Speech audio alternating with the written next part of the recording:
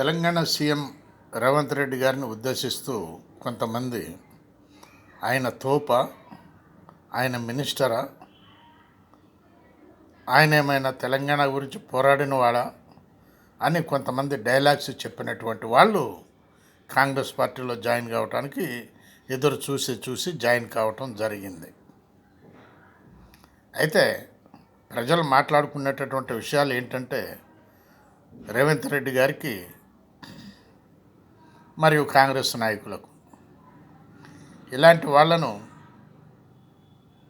అందులో బీఆర్ఎస్ పార్టీలో ఉన్నటువంటి వాళ్ళను అసలే చేర్చుకోవద్దని చెప్పి ప్రజలు మాట్లాడుకోవటం జరుగుతుంది.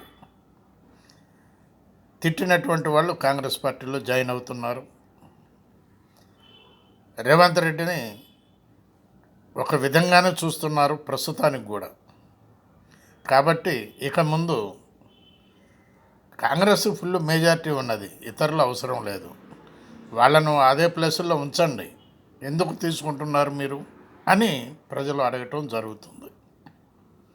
మరి దానికి రేవంత్ రెడ్డి గారు ఏం సమాధానం ఇస్తారో wait and see. Please. Balasani Veeraprasad, Hyderabad.